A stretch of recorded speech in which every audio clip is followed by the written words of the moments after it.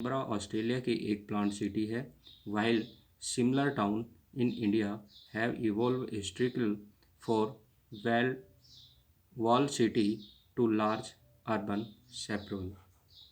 ऐतिहासिक रूप से जो परकोटे वगैरह के बाहर की और बड़े नगरों का फैलाव हुआ है तो वो एक योजनाबद्ध तरीके से हुआ है। मीन्स जैसे ही हिस्टोरिकल इफेक्ट कम हुए हैं तो वहाँ पर जो न्यू सिटी डेवलप हुई है वो न्यू सिटी है वो एक वेल प्लान के थ्रू बनी है। जैसे इंडिया के अंदर अधिकतर जो टाउन्स डेवलप हुए हैं वो हिस्टोरिकल इफेक्ट के कारण से हुए हैं, जबकि जो चंडीगढ़ है वो एक मॉडर्न कंट्री के रूप में, एक मॉडर्न टाउन के रूप में जो है वो प्लान सेटलमेंट डेवलप किया गया। तो ये थे आपके मेन जो फंक्शन थे टाउन्स के, और जो उनका क्लासिफिकेशन उनकी फॉर्म के बेस के ऊपर किया गया। इसके बाद हमारे टू टाउन्स के एग्जांपल्स दिए गए हैं जो एक प्लान सेटलमेंट के रूप में डेवलप हुए हैं। तो इनको अच्छे से ध्यान में रखना, इन पर केस स्टडी आ जाती है बहुत सी बार कि ये टाउन्स किस प्रकार से डेवलप हुए। तो इनमें सबसे पहला जैसे दिया गया है Addis Ababa the new flower. Addis Ababa Addis Ababa को इथोपिया की जो लैंग्वेज है उसमें बोला जाता है। उसका मीनिंग होता है न्यू फ्लावर, यानी कि एक नए फूल की तरह सिटी का डेवलपमेंट होना। The name of Ethiopia capital Addis Ababa as the name of indicates. Addis means new, Ababa means flower, अर्थात नए फूल की तरह एक सिटी का विकास होना। Is a new city which was established in 1878। 1878, ये ध्यान में रखना है। Addis Ababa new flower city कब इस्टेब्लिश्ड हुई तो आपको ध्यान में रखना 1878 में। The whole city is located on a hill valley topography. पूरी सिटी जो है वो एक घाटी, पर्वतीय जो घाटी है उसके लैंडफॉर्म पर, टोपोग्राफी पर, भू आकृति पर बसी हुई है। The road pattern bears and influence of the local topography. जो वहाँ की स्थानीय स्थलाकृति है उसी से वहाँ के रोड्स जो हैं वो प्रभावित हुए हैं। रोडों का जो प्रारूप है वो स्थानीय धरातल के अनुसार ही बनाया गया है। The road radiate from the government headquarter पयाजा।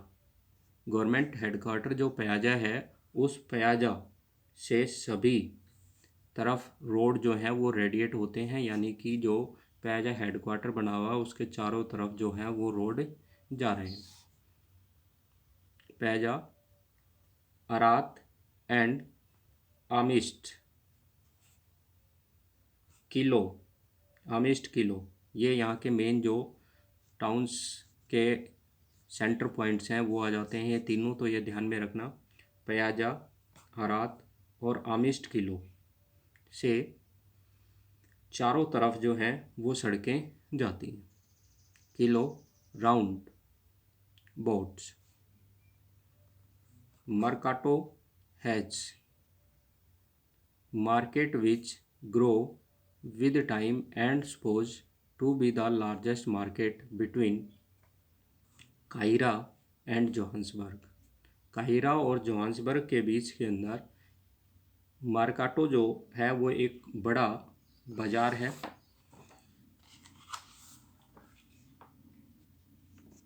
अदीस Ababa and educational center. Addis Ababa एक अच्छा एजुकेशनल सेंटर के रूप में भी है। A multi facility university, a medical college, a number of good schools होने के कारण से, यानी कि यहाँ पर यूनिवर्सिटी भी है अच्छी सी, मेडिकल कॉलेज भी है, यहाँ पर बहुत अच्छे से स्कूल्स हैं, बड़े बड़े स्कूल हैं, अच्छे स्कूल हैं के कारण से ये एजुकेशनल सेंटर के रूप में भी डेवलप है। It is also a terminal station of Djibouti Addis. Djibouti Addis के अंदर एक टर्मिनल स्टेशन है, रेलवे स्टेशन भी है, जिसका लास्ट टर्मिनल स्टेशन जो है वो अबीबा रेलवे रूट के अंदर जिबूती अदीस है। बोले एयरपोर्ट, यहाँ पर बोले नाम का एक एयरपोर्ट है। इज रिलेटिवली न्यू एयरपोर्ट जो नया बना है, the city has witnessed rapid growth because of its multi function nature.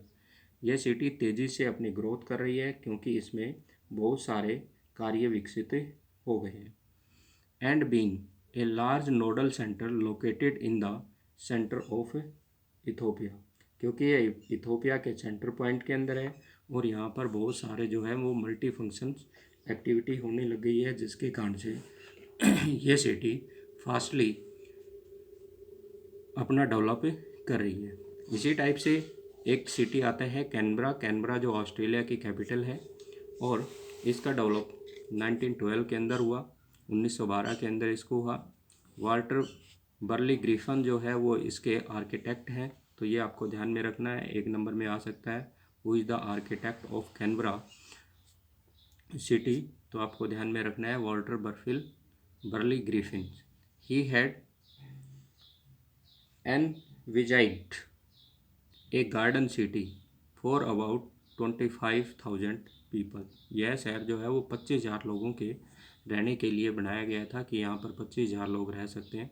Taking into the account of nature features of the landscape, इसके जो नेचुरल लैंडस्केप्स है, प्राकृतिक जो स्थल रूप है, उनको देखते हुए। There were to be 5 main centre each with separate city. इसके 5 सेंटर हैं जो एक दूसरे से अलग अलग हैं और पाँचों के जो फंक्शन हैं वो भी अलग अलग हैं। During the last few decade the city has expanded to accommodate several satellite towns. धीरे धीरे ये शहर बढ़ कर के और कई सेवरल सेटेलाइट टाउन्स क्या होती है, एक मेन टाउन्स होते हैं, उसके नियर बाई एरिया के अंदर जो न्यू सिटी और टाउन्स डेवलप होते हैं तो उनको हम सेटेलाइट टाउन्स का नाम देते हैं। When a city develop around the metropolitan city is known as satellite city. ठीक है, जब कोई शहर एक मुख्य नगर के बाहर स्थित हो जाता है तो उसे हम सैटेलाइट टाउन के नाम से जानते हैं। Towns which have their own centre, जिसका प्रत्येक का अपना एक एक सेंटर होता है, यानी कि मार्केट भी वहाँ है, ट्रांसपोर्ट फैसिलिटी भी है, और जो एजुकेशनल सेंटर हैं, पार्क वगैरह फैसिलिटी मीन्स एंटरटेनमेंट फैसिलिटी हैं, वो सब इनकी सेपरेट होती हैं, अलग अलग होती हैं, जिससे कि वन टाउन के जो सिटीजन्स हैं वो अदर टाउन्स के अंदर ना जाएं और वहाँ पर वो भीड़ वगैरह ना लगाएं, उस सिटी के एनवायरनमेंट को डिग्रेड ना करें, उसको कंजस्टेड ना करें, इसलिए सबके अलग अलग सेंटर इसमें बनाए हुए होते हैं। The city has wide open space and many park and garden. जो सिटी बनाई गई है वो एक खुले क्षेत्र के अंदर बनाई गई है, जिसके अंदर बहुत सारे पार्क और गार्डन है, जिससे इसका एनवायरनमेंट जो होता है वो क्लीन रहता है। तो ये पॉइंट थे आज के लेक्चर के, इनको अच्छे से पढ़ना है और इनको समझना है।